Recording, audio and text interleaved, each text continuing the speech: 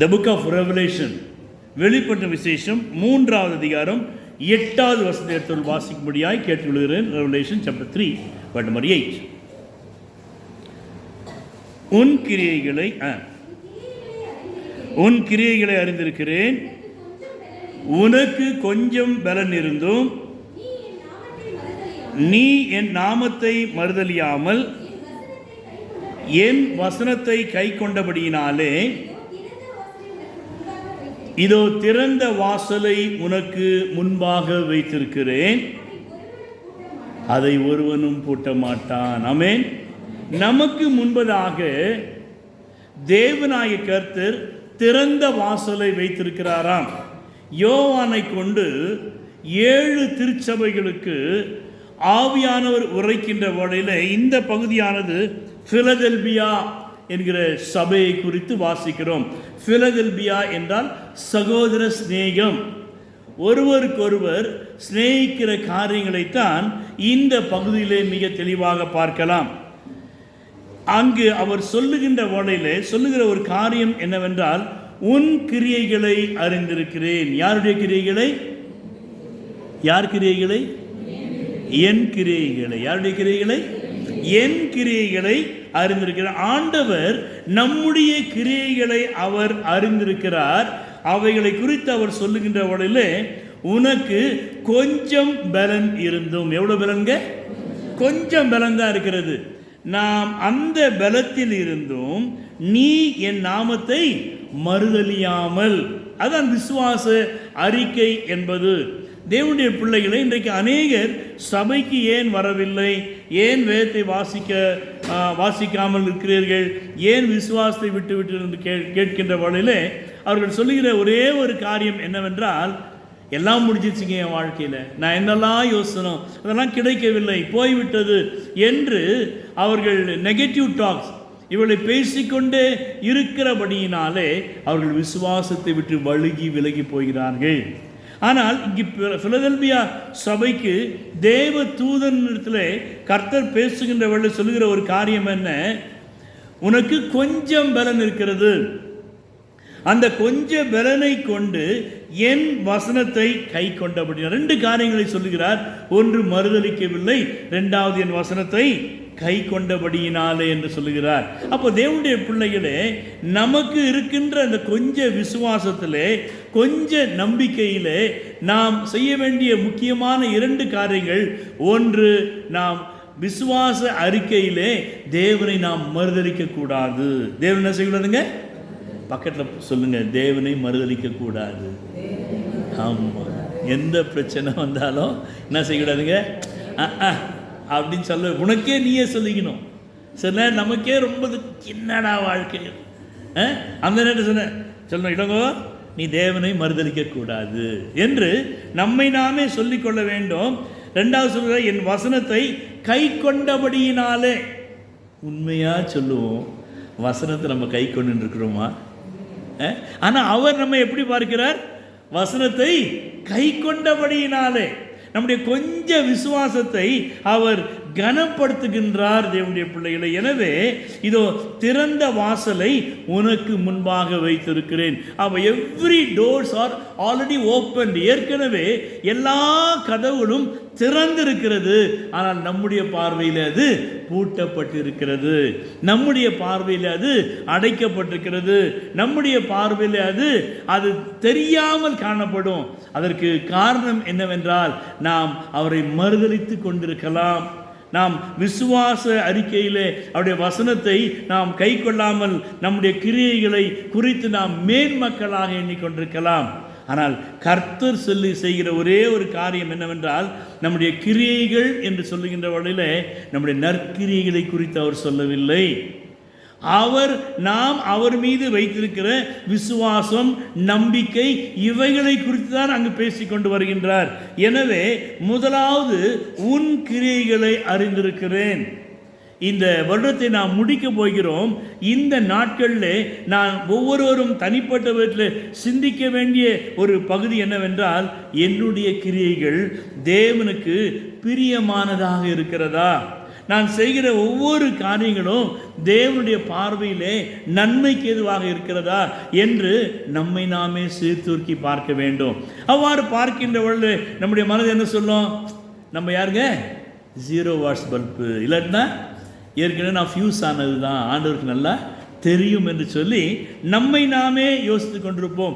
ஆனால் இங்கு என்ன ஒரு காரியங்களை, நம்முடைய கிரியைகளை குறித்து கர்த்தர் பார்க்கிறார் என்றால், த புக் ஆஃப் ஜெனிசிஸ், ஆதியாகமம் 6வது அதிகாரம் 9வது வசனம் வாசிக்கின்ற வழியிலே அங்கு நோவாவை குறித்தும் அவனுடைய குடும்பத்தை குறித்தும் இங்கே மிக அழகாக பார்க்கின்றோம்.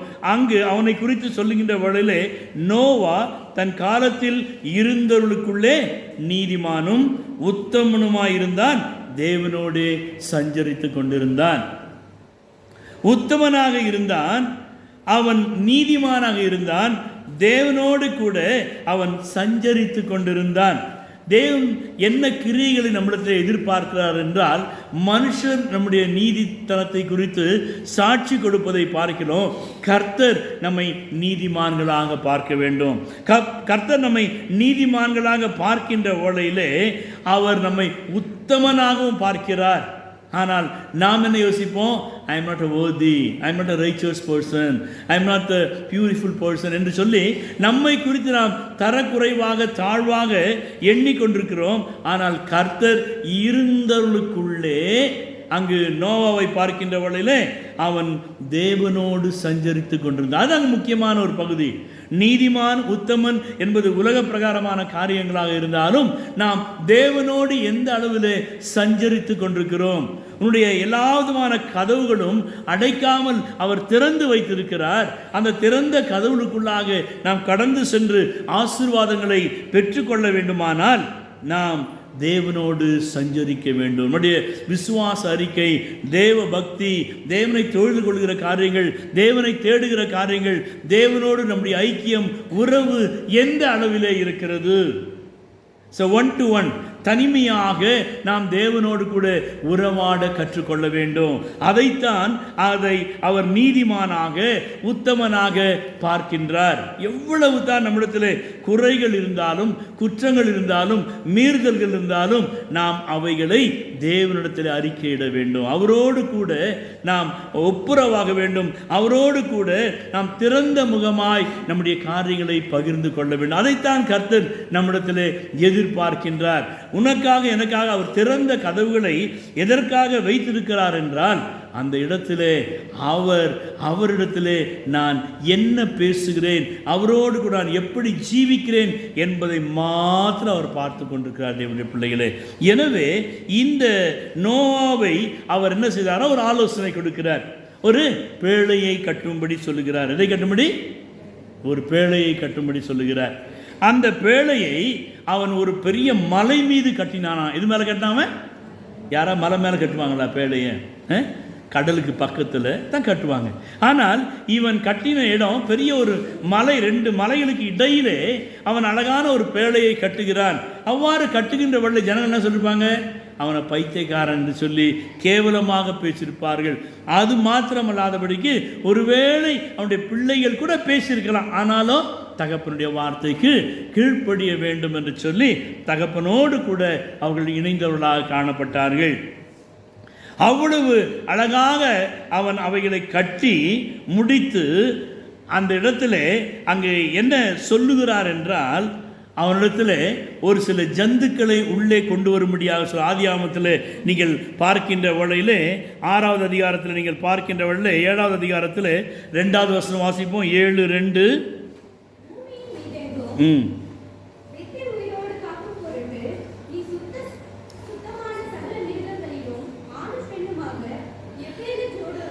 ஆணும் பெண்ணுமாக சுத்தமான மிருக ஜீவன்களை எத்தனைங்க? 7 ஜோடுகளையும். 7 ஜோடுகள். தொடர்ந்து வாசிங்க. சுத்தமல்லாத மிருக ஜீவன்களிலே ஆணும் பெண்ணுமாக ஒரே ஒரு ஜோடிங்க. அதனாலங்க சுத்தம் உள்ளது 7, சுத்தமில்லாத 1. அதனுடைய வித்தியாசத்தை பார்க்கின்ற வேளையில் பாம்பு கிட்டத்தட்ட 1000, 2000, 5000 முட்டை போடுங்களாம். அது முட்டை போட்டு குஞ்சு பொரிச்ச உடனே அது என்ன செய்ய? உடனே லபக் லபக்கின்னு எல்லாத்தையும் அவர் முழுங்கிடுவார். அதில் தப்பிச்சு போகிறது தான் பாம்பு, சுத்தமில்லாத மிருகம்.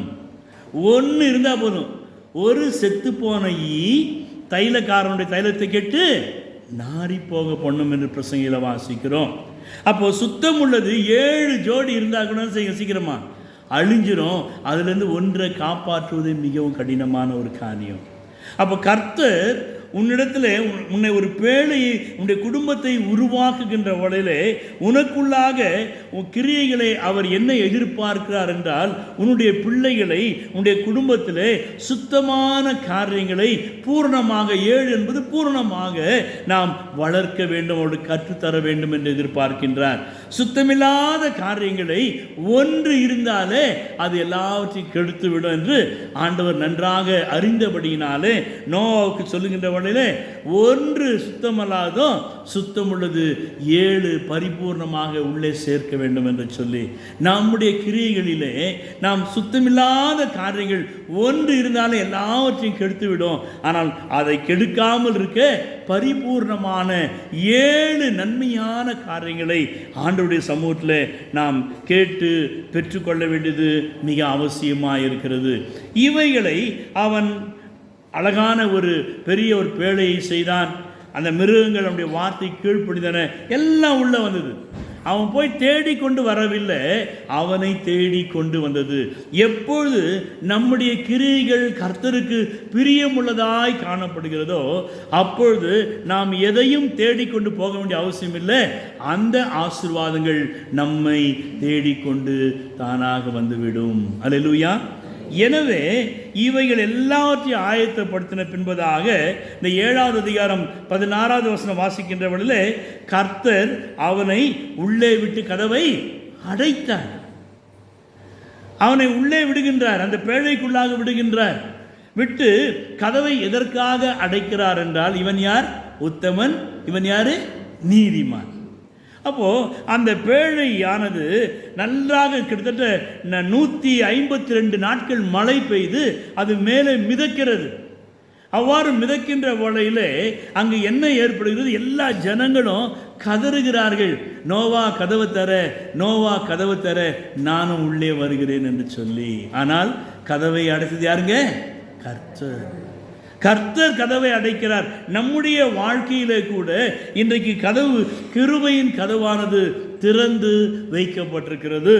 இந்த திறந்த நேரத்தில் அவனுக்கு கர்த்தர் என்ன கட்டளை கொடுத்தாரு? ஒவ்வொன்றையும் சேர்த்துக்கொள். என்ன செய்யணுமா? ஆமாம். எத்தனை பேருக்கு சேவிங்ஸ் இருக்குது? நான் உங்களை கை தூக்க சொல்ல வரல. பாஸ்புக் இருக்கலாம், ஆனால் இப்போ கவர்மெண்ட் ரூலம் போட்டான், அதில் நீங்கள் மாதம் அதை நீங்கள் அதில் உள்ள நீங்கள் அதை ஒர்க் பண்ணலன்னா உங்களுக்கு அவன் இன்ட்ரெஸ்ட்லேருந்து காசை எடுத்து அவனே க்ளோஸ் பண்ணுவான். நீங்கள் க்ளோஸே பண்ண வேண்டாம். திருடுறதுக்கு ரொம்ப ஆயத்தமாக இருக்கிறாங்க இன்றைக்கு உலகம். ஆனால் தேவனுடைய பிள்ளைகளே, நாம் சேர்ப்பதற்கு ஆயத்தம் உள்ளவர்களாக இருக்க வேண்டும். எதற்கு ஆயத்தம் உள்ளவர்களாக இருக்கணும்? கதவு திறந்திருக்கிறது. ஒரு சில வீட்டில் போனீங்கன்னா எப்போ பார்த்தாலும் ஹோட்டல் மே கானா மஜித் மே சோனா. எங்கேயா? ஹோட்டல் மே கானா. ஆமாம், பிரியாணி, அந்த ஆணி இந்த ஆணி. ஒருத்தர் ஃபோன் பண்ணுறார், ஹலோ என்னப்பா எப்படி இருக்கீங்க? உடம்பு சரியில்லை எங்கள் வீட்டுக்காருக்கு. என்னதுங்க? என்னமாச்சு? ஹோட்டல்லேருந்து பிரியாணி, ஃப்ரெண்டு வந்தாங்களாம், ஃப்ரெண்டுக்காக ஹோட்டல்லேருந்து பிரியாணி வாங்கிட்டு வந்தோம், சாப்பிட்டோம், அவருக்கு ஃபுட் இன்ஃபெக்ஷன் ஆயிடுச்சு. காசை கொடுத்து அவனுக்கு ஃபுட் இன்ஃபெக்ஷன். கண்ணு தெரியல அவன் வீட்டுக்காருக்கு, அப்படியே ஆடுறாராம், வயிறு ஒரு மாதிரி பண்ணும்,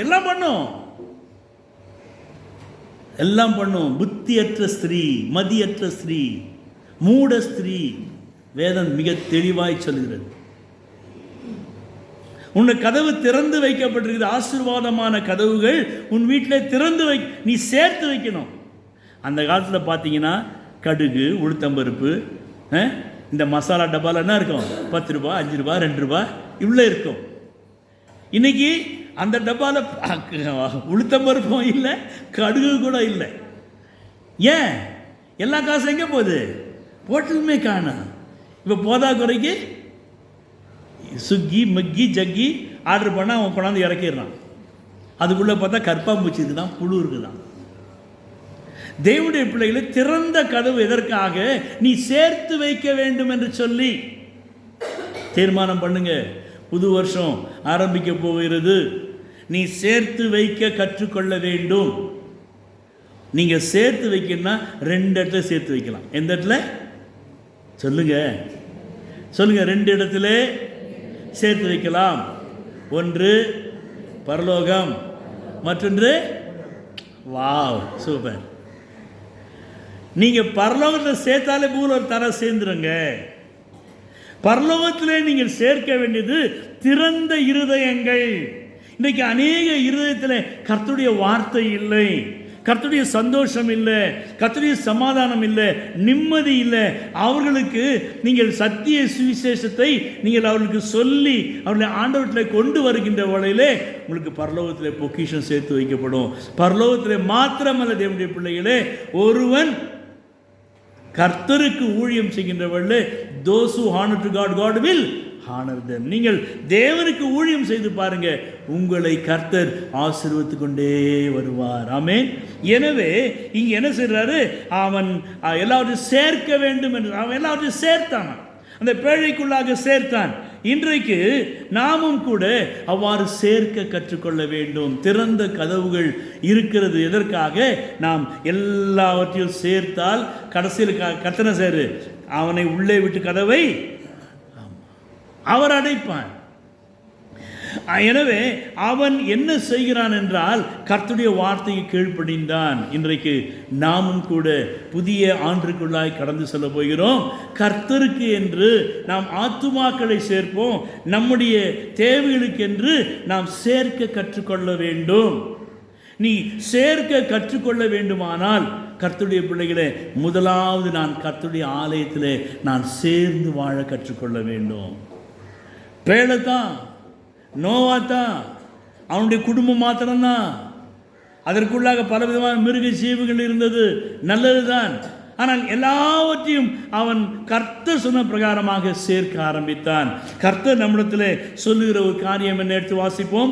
சங்கீதம் 90:16-17. Psalms 90 word number 16 and 17.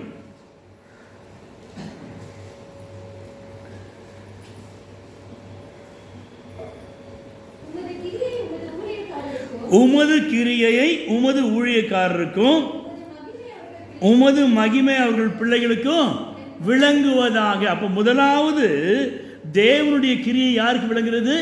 உமது கிரியை உமது ஊழியக்காரருக்கும் உமது மகிமை அவர்கள் பிள்ளைகளுக்கும் விளங்குவதாக. சொல்லுங்க, அவருடைய கிரியை யாருக்கு? யாருக்கு? ஆமா, அப்போ அந்த கிரியினால வரக்கூடிய மகிமை யாருக்கு? யார் பிள்ளைங்களுக்கு? ஊழியம் செய்கிறவருடைய பிள்ளைக்கு. யார் பிள்ளைக்கு? ஆமா, ஊழியக்காரன் ஆசீர்வாதமாக இருக்கான், ஆசீர்வாதமாக இருக்கான், நல்லா இருக்கான், அவன் பிள்ளைங்க ஓஹோன்னு இருக்காங்க. இப்படி பேசுகிற கூட்டம் தான் ஜாஸ்தி. ஆனால் ஊழியம் மாத்திரம் செய்ய மாட்டாங்க. இவங்க சபைக்கே ஒழுங்காக வர்றது இல்லை, ஏனோ தானு வர்றது, கடை மேலே கடை, பிரச்சனை மேலே பிரச்சனை. எதற்கு? நாம் திறந்த வாசல்ல இருக்கிறோம். நமக்கு கர்த்தர் வந்துட்டு ஒரு பெரிய ஒரு ஆசீர்வாதத்தை கொடுத்துருக்க, யாருக்கும் தெரியறது இல்லைங்க. 121 சங்கீதம் 1 என்ன சொல்லுங்க? எனக்கொத்த ஆசை வரும் பர்வதம் நேராய் என் கண்களை ஏறெடுப்பே. எனக்கொத்த ஆசை வரும் பர்வதம் நேராய் என் கண்களை ஏறெடுப்பே. என்ன செஞ்சாரா? எங்கே இருக்கணுமா? many rooms are there. English Bible வாசித்து பாருங்க. it is many rooms are there. அநேக அறைகள் உண்டு. என்ன அறைகள் உண்டு? அங்க நிறைய அறைகள் மேல இருக்குதுங்க. மேல கொஞ்சம் அப்படி வானத்தை அண்ணாந்து பாருங்க. புடவை, ஃப்ரிட்ஜஸ், வாஷிங் மிஷினு, லேண்டு, வீடு, இப்போ வந்திருக்க புது புது காருங்க எல்லாம் அங்கே ஒரு ரூமில் இருக்குது. நம்ம எங்கே பார்க்கறது இல்லை? மேலே பார்க்கறது இல்லை. இவன் வாங்கிட்டானே, அவன் வாங்கிட்டானே, இவன் இப்படி இருக்காளே, அவன் அப்படி இருக்காளே. உன் கண்களை மேலே ஏறெடுத்து பார். திறந்த கதவு. ஒருத்தர் என்ன செஞ்சான்னா, கடவுளுக்கு கொடுக்கணும்னு ஆசைப்பட்டான். யார் கொடுக்கணும்னு? பிரசங்கம் கேட்ட உடனே அவனுக்கு ரொம்ப இதுவாகி போச்சு. கடவுளுக்கு கொடுத்தா கடவுள் நமக்கு திருப்பி கொடுப்பாரு அப்படின்னு சொல்லிட்டு நேராக வீட்டுக்கு போய் ஜெபம் பண்ணான். ஜெபம் பண்ணிவிட்டு, ஆண்டவரே இருக்கிற எல்லா காசு நகை எல்லாத்தையும் எடுத்துக்கிட்டானா. எல்லாத்தையும் கொண்டாந்துட்டு, நான் தூக்கி மேலே போடுறேன். மேலே இருக்குது உமக்கு, கீழே இருக்குது எனக்கு. நான் எல்லாம் மேலே போகுமா கீழே போகுமா? கீழே போச்சு. அவன் குனிஞ்சான் பாருங்க, அப்படியே விழுந்து செத்து போனான். இன்றைக்கு உன்னுடைய வாழ்க்கையிலே நாம் திறந்த கதவுகளை ஆண்டவர் எதற்காக வைத்து வைத்திருக்கிறார் என்றால், நாம் ஊழியம் செய்யும்படியாக. நீங்கள் ஊழியம் செய்து பாருங்க, உங்கள் பிள்ளைங்க ஆசீர்வாதமாக இருப்பார்கள், நீங்களும் ஆசீர்வாதமாக இருப்பீர்கள். ஐயா என்னால் நடக்கவே முடியலையா? நடக்காதே. வீட்டில் உட்காந்து டிவியை போட்டு பார்த்துக்கிட்டு இருக்க, அந்த நேரம் தோத்திரம் தோத்திரம் தோத்திரம் தோத்திரம் தோத்திரம் ஸ்தோத்திரம் பண்ணி ஜெபம் பண்ணி பாருங்க. உங்கள் ஊழியக்காருக்காக ஜெபம் பண்ணுங்க, போகிற ஊழியர்களுக்காக ஜெபிங்க, உங்கள் சபைக்காக ஜெபிங்க, ரோட்டில் போகிறவனுக்காக நீங்கள் ஜெபிங்க. அவங்க ரட்சிக்கப்படணும். That is the open door, திறந்த வாசல். கர்த்தர் உன்னுடைய பிள்ளைகளை ஆசீர்வதிக்க வேண்டுமானால் நீங்கள் யாராக மாறணும்? ஊழியக்காரனாக, ஊழியக்காரியாக மாறணும். நீங்கள் ஊழியம் செய்து பாருங்கள். ஊழியம் என்பது இங்கேயும் அங்கேயும் ஓடுறது மாத்திரம் இல்லைங்க. நீ இருக்கிற இடத்திலே இருந்து, நீ இருக்கிற இடத்துல இருந்து. சங்கீதக்காரனாய் தாவீது என்ன சொல்றா? என் கண்ணீரே எனக்கு உணவாயிற்று என்று சங்கீதத்தில் வாசிக்கிறோம். என் கண்ணீரே எனக்கு உணவாயிற்று. நீ கண்ணீர் விட்டு ஜெபித்து பார் தேவனுடைய பிள்ளைகளே. அது ஒரு பெரிய மகிமையான ஊழியம். என் கண்ணீரை அவர் எதில் வைத்து வைக்கிறாரா? தம்முடைய துருத்தியிலே வைத்து வைத்து. அவைகள் உம்முடைய கணக்கில் அல்லவோ இருக்கிறது.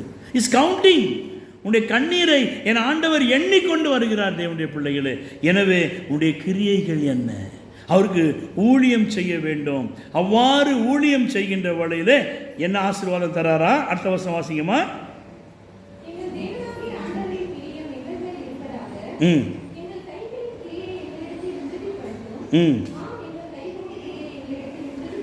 ஆமென். ரெண்டாவது, நீங்கள் ஊழியம் செய்கின்ற வழியிலே உங்கள் மீது என் ஆண்டவர் பிரியமாய் இருப்பார்.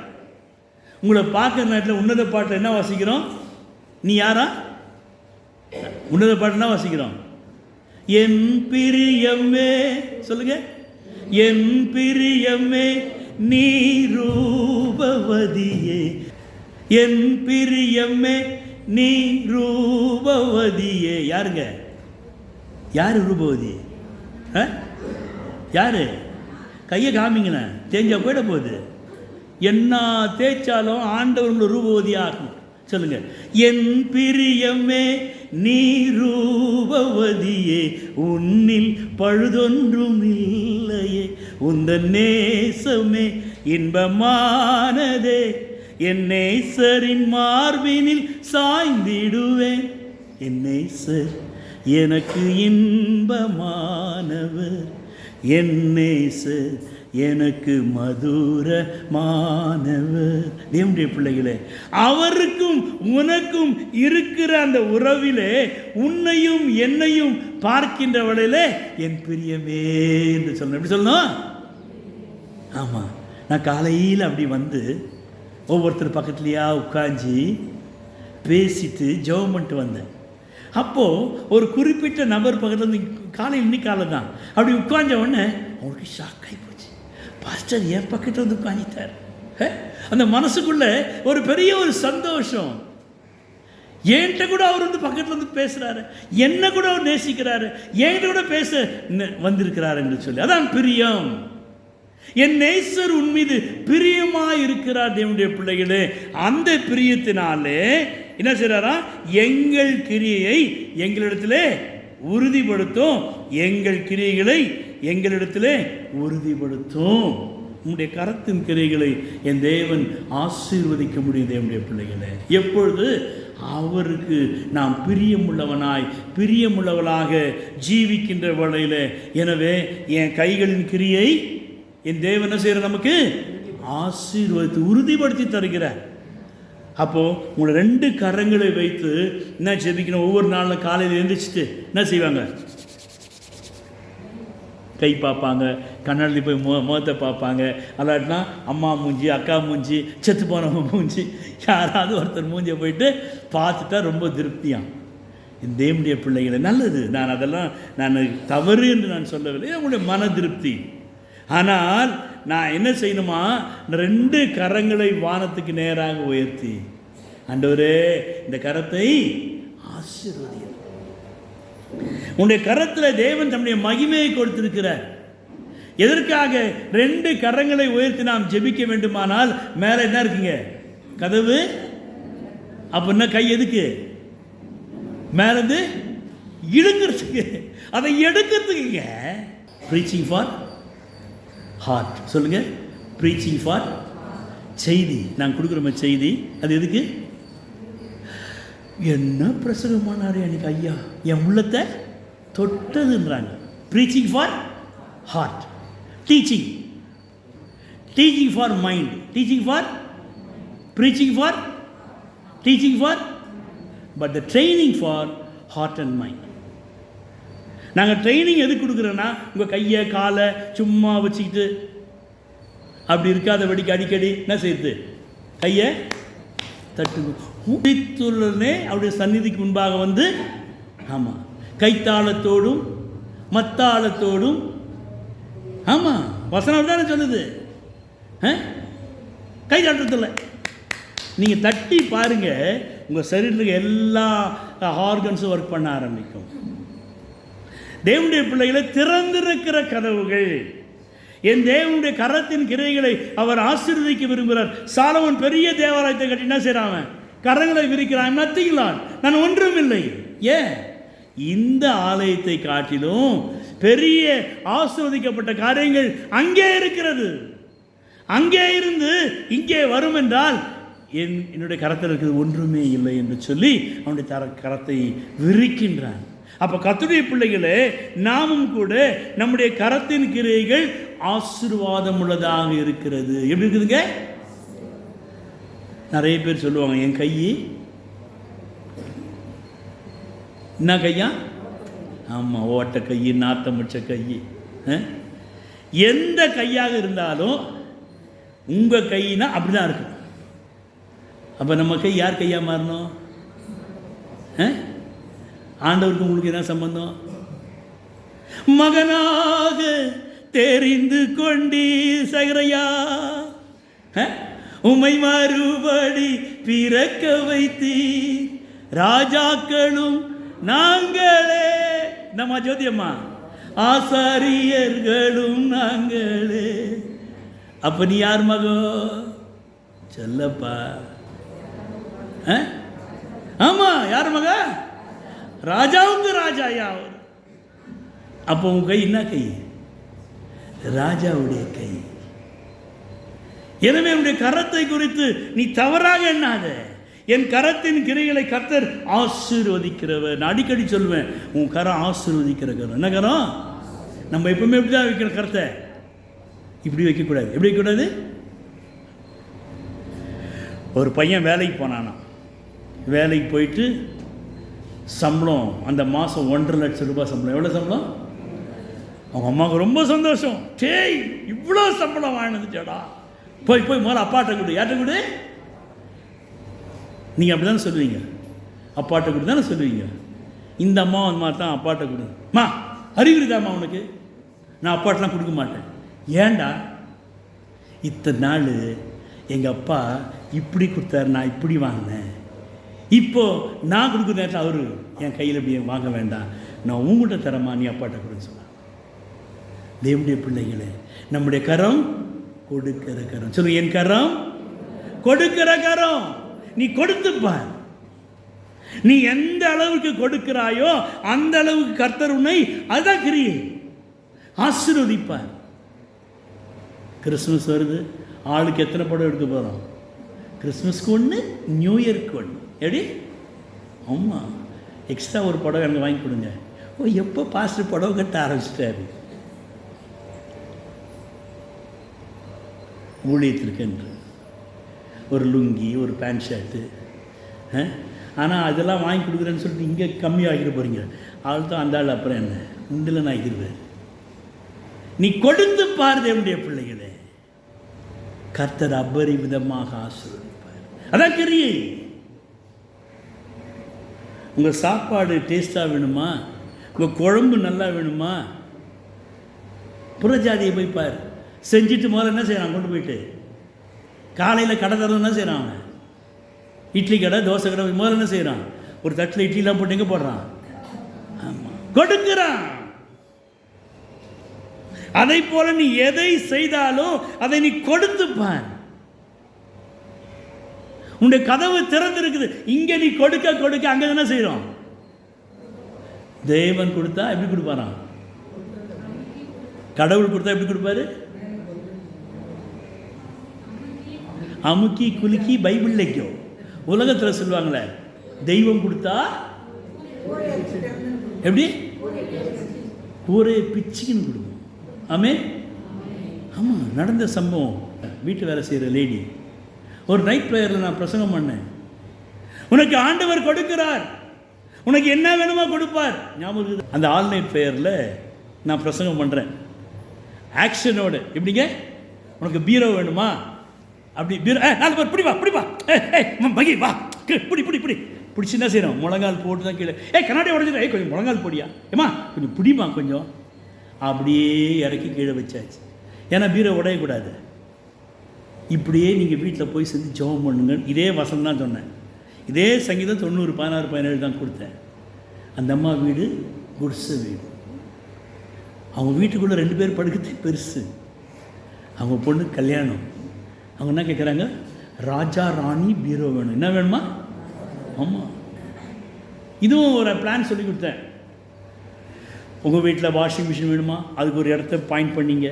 பீரோ வேணுமா, அதுக்கு ஒரு இடத்த பாயிண்ட் பண்ணிங்க.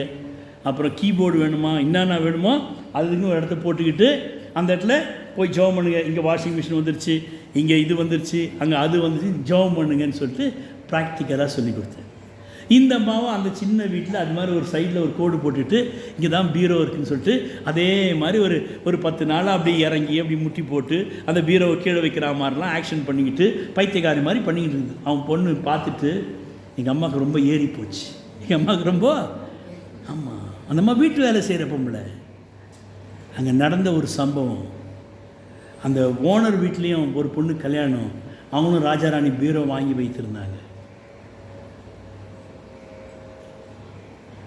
அந்த இடத்துல அவனுடைய பூசாரி வந்து சொல்லிட்டான், இந்த கலர் சரியில்லை. என்ன சரியில்லை, இது பொண்ணுக்கு ஒத்து வராது, அதனால் வேறு பீரோ வாங்க.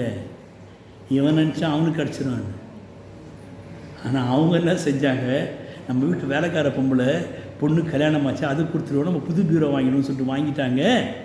இங்கே வீட்டுக்கு அந்த பீரோ வந்துருச்சு. வீட்டுக்குள்ளே பீரோ போகுமா, என் ஆண்டவர் கொடுப்பார் என்றார். உன் கூரையை பிச்சுட்டு தருவார். சொல்லுங்கள், என் கூரையை பிச்சுட்டு தருவார்.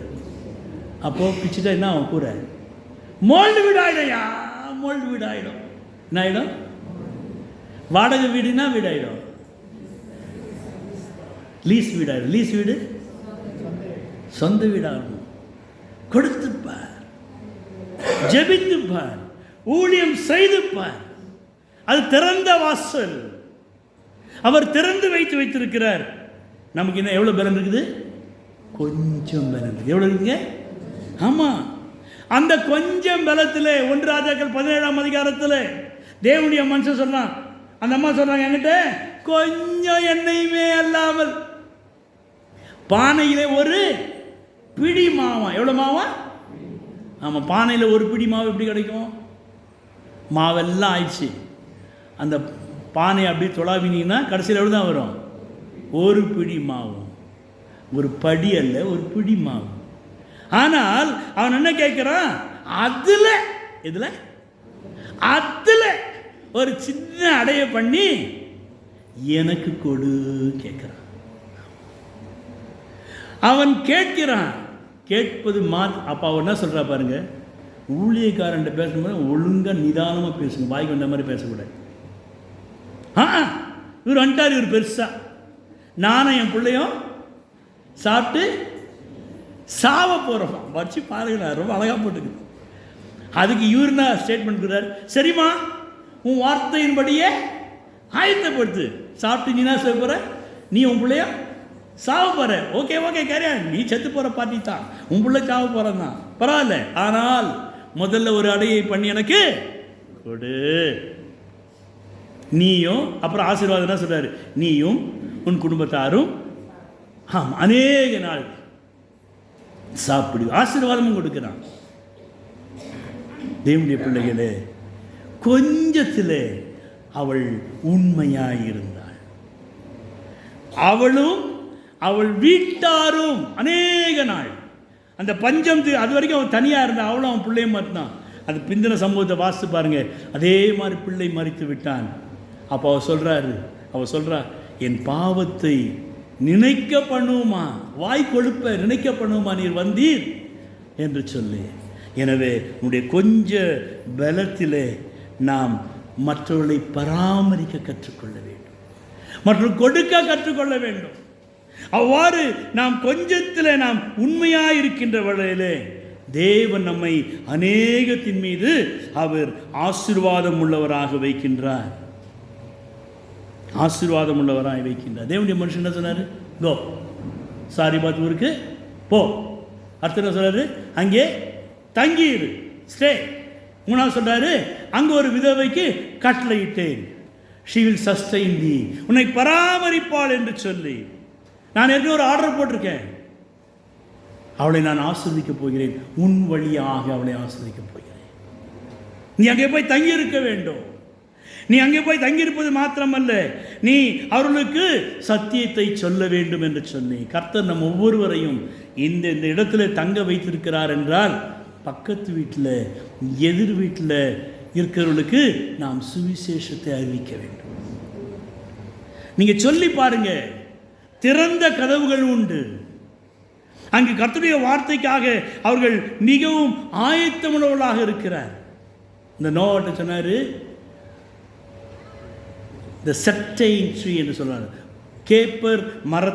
கோப்பர் மரத்தினாலே ஒரு பேழையை உண்டு பண்ணுது. செட்டைன் ட்ரீ ஒரு குறிப்பிட்ட ஒரு மரம். உன்னுடைய வாழ்க்கையிலே ஒரு குறிப்பிட்டவர்கள் உன் பக்கத்தில் உண்டு. அவளுக்கு நீ சுவிசேஷம் சொல்ல வேண்டும். அதுதான் கர்த்தர் உன்னை எதிர்பார்க்கிறார். அவரை நீ மறுதலியாமல் அவரை குறித்து நீ சொல்ல வேண்டும். தேவனுடைய பிள்ளைகளே, அவ்வாறு நாம் சொல்லுகின்ற வேளையிலே நம்ப முடியாது. நாம் போய் சுவிசேஷம் சொல்ல முடியுமா? நிச்சயம் முடியும். தேவனுடைய நம்மாலே முடியாத காரியங்கள் ஒன்றும் இல்லை. நீங்கள் just you go and share with them. நீங்கள் சொல்லி பாருங்க, ஒரே ஒரு வார்த்தை, இயேசு நல்லவர், இயேசு, இவ்வளோதான் சொல்லி பாருங்க. அவருடைய வாழ்க்கையில் மாற்றங்கள் ஏற்படும். ஏனென்றால் கர்த்தர் உங்களுக்கு திறந்த கதவுகளை வைத்திருக்கிறார், அதை ஒருவனும் பூட்ட முடியாது. தேவனுடைய பிள்ளைகளே, எனவே நாம் என்ன செய்ய வேண்டும்? வசனத்தை கை கொள்ள வேண்டும். அதான் எதிர்பார்க்கிறார் நம்மிடத்தில். அவர் வசனத்தை கை கொள்ளுகின்ற வேளையிலே உன்னுடைய பேழைக்குள்ளாக எல்லாமே அது காக்கப்படுகின்றது என்பதை நாம் மறந்துவிட வேண்டாம். ஏனென்றால் கர்த்தர் உனக்கும் எனக்கும் திறந்த வாசலை வைத்திருக்கிறார். எல்லாம் உள்ளே போகணும். அவர் கதவை என்ன செய்வாராம்? ஆமாம், அவர் பூட்டி விட்டால் ஒருவனும் திறக்க முடியாது. அவர் திறந்து விட்டால் ஒருவனும். அங்கே தான் தப்பு பண்ணுறோம். பூட்டுறது அவர் வேலை. சொல்லுங்க, பூட்டுறது, திறக்கிறது ஏன் வேலை? திறக்கிறது யார் வேலை? ஆமாம், உன் கையில் என் கையில் he given authority, அதிகாரம் கொடுத்திருக்கிறார். சேர்த்து வை, சேர்த்து வை, சேர்த்து வை, சேர்த்து வை. என்ன செய்கிறாரு? உள்ளே வச்சு உன்னை பூட்டுறாரு. ஊழியத்து கொடு, ஊழியம் செய், உன் கிரியைகளை நான் ஆசீர்வதிப்பேன், உனக்கு கொஞ்சம் பிறந்தா இருக்கிறது, நீ மறுதலியாமல் இருக்கிறாய் என்று சொல்லி உன்னை அவர் உற்சாகப்படுத்தி கொண்டே வருகிறார். என்னுடைய கரத்தில் ஏசாயா 22ஆம் அதிகாரம் 22வது வசனம் வாசிக்கின்ற வேளையிலே அங்கு ஏசாயா தீர்க்கதரிசி இப்படியாக சொல்கிறான், தாவீதின் வீட்டின் திறவுகோலை அவன் தோளின் மேல் வைப்பேன், ஒருவரும் பூட்டக்கூடாதபடிக்கு அவன் திறப்பான், ஒருவரும் திறக்கக்கூடாதபடிக்கு அவன். தாவீது வீட்டின் திறவுகோல்களை ஆண்டவர் உடைய கரத்தில் கொடுத்திருக்கிறார். தேவனுடைய பிள்ளைகளே, யூ ஹாவ் மெனி கீஸ். கீஸ்லாம் யார் கையில் இருக்கும்? திறவுகோல்களை ஆண்டவர் தராரா? யார் கையில் தராரு? தேவனுடைய பிள்ளைகளை சேர்க்க வேண்டியது நம்முடைய கடமை. சேர்க்க வேண்டியது நம்முடைய கர்த்தர் உங்களுடைய கரத்தில் கொடுத்திருக்கார். கீயை கொடுத்திருக்காரு. திறந்து அதை நீங்கள் சேர்த்து வைக்க வேண்டும் என்று சொல்லி அவர் கொடுத்திருக்கிறார். யார் கையில்? ஏன் கையில் கொடுத்திருக்காரியா? ஆமென். திறந்த கதவுகளை,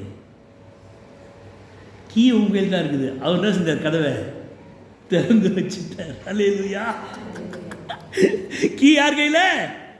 ஆனா கதவை என்ன செஞ்சிருக்க? திறந்து வைத்திருக்கிறார். ஏனென்றால் என் ஆண்டவர் ஆசீர்வதிக்கிற தேவன், கொடுக்கிற தேவன்.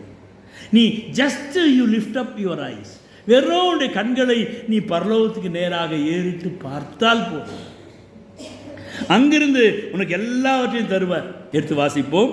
மத்தேயு எழுதின சுவிசேஷம் 16ஆம் அதிகாரம் 19ஆம் வசனம். Matthew chapter 16 verse number 19.